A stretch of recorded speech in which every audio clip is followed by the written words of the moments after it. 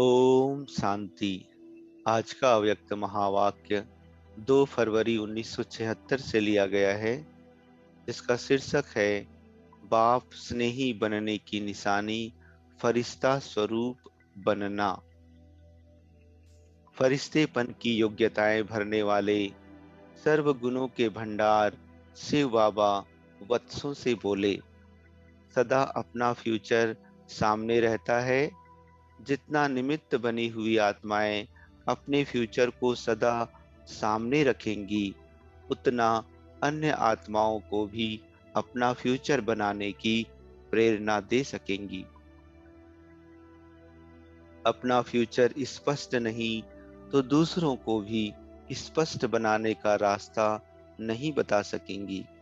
अपना फ्यूचर स्पष्ट है, महाराजा या महारानी जो भी बने, लेकिन उससे पहले अपना भविष्य फरिश्तेपन का, कर्मातीत अवस्था का वह सामने स्पष्ट आता है। ऐसा अनुभव होता है कि मैं हर कल्प में फरिश्ते स्वरूप में ये पार्ट बजा चुकी हूँ और अभी बजाना है। वो झलक सामने आती है जैसे दर्पण में अपने स्वरूप की झलक देखते हो। ऐसे नॉलेज के दर्पण में अपने पुरुषार्थ से फरिश्तेपन की झलक स्पष्ट दिखाई देती है। जब तक फरिश्तेपन की झलक स्पष्ट दिखाई नहीं देगी, तब तक भविष्य भी स्पष्ट नहीं होगा। यह संकल्प आता ही रहेगा कि शायद मैं ये बनूं या वो बनूं, लेकिन फरिश्तेपन की झलक स्पष्ट दिखाई देगी तो वह भी स्पष्ट दिखाई देगी। तो वह दिखाई देता है या अभी घूंघट में है। जैसे चित्र का अनावरण कराते हो, तो अपने फरिश्ते स्वरूप का अनावरण कब करेंगे? आप ही करेंगे या चीफ गेस्ट को बुलाएंगे? यह पुरुषार्थ की कमजोरी का पर्दा हटाओ तो स्पष्ट फरिश्ता रूप हो जाएगा। अभी तो चलते फिरते ऐसे अनुभव होना चाहिए जैसे साकार को देखा। चलते फिरते या तो फरिश्ते रूप का या भविष्य रूप का अनुभव होता था। तभी तो औरों को भी होता था। मैं टीचर हूँ, मैं सेवाधारी हूँ। यह तो जैसा समय वैसा स्वरूप हो जाता है। अब स्वयं को फरिश्ते रूप में अनुभव करो तो साक्षात्कार होगा। साक्षात्कार का रूप कौन सा है? फरिश्ता रूप बनना, चलते फिरते फरिश्ता स्वरूप। अगर साक्षात फरिश्ते नहीं बनेंगे तो साक्षात्कार कैसे करा सकेंगे? तो टीचर्स के लिए अब विशेष पुरुषार्थ कौन सा है? यही कि फरिश्ता इस साकार सृष्टि पर आया हूं सेवा अर्थ। फरिश्ते प्रकट होते हैं फिर समा जाते हैं। फरिश्ते सदा इस साकारी सृष्टि पर ठहरते नहीं, कर्म किया और गायब। तो जब ऐसे फरिश्ते होंगे तो इस देह और देह के संबंध व पुरानी दुनिया में पांव नहीं टिकेगा। जब कहते हो कि हम बाप के स्नेही हैं, तो बाप सूक्ष्म वतनवासी और आप सारा दिन स्थूल वतनवासी, तो स्नेही कैसे? तो सूक्ष्म वतनवासी फरिश्ते बनो। सर्व आकर्षणों या लगाव के रिश्ते और रास्ते बंद करो तो कहेंगे कि बाप के स्नेही हो। यहाँ होते हुए भी जैसे कि नहीं है। यह है लास्ट स्टेज। विशेष सेवार्थ निमित्त हो तो पुरुषार्थ में भी विशेष होना चाहिए।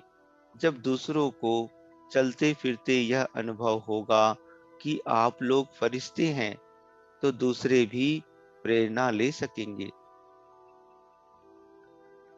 अगर साकार सृष्टि की स्मृति से परे हो जाओ तो जो छोटी छोटी बातों में टाइम वेस्ट करते हो वह नहीं होगा। तो अब हाई जंप लगाओ। साकार सृष्टि से एकदम फरिश्तों की दुनिया में वह फरिश्ता स्वरूप, इसको कहते हैं हाई जंप। तो छोटी छोटी बातें शोभेंगी नहीं। तो यह बाप की विशेष सौगात है। सौगात लेना अर्थात फरिश्ता स्वरूप बनना।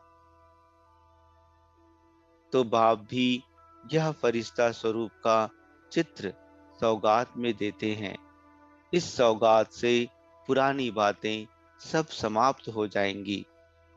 क्या और क्यों की रट नहीं लगानी है।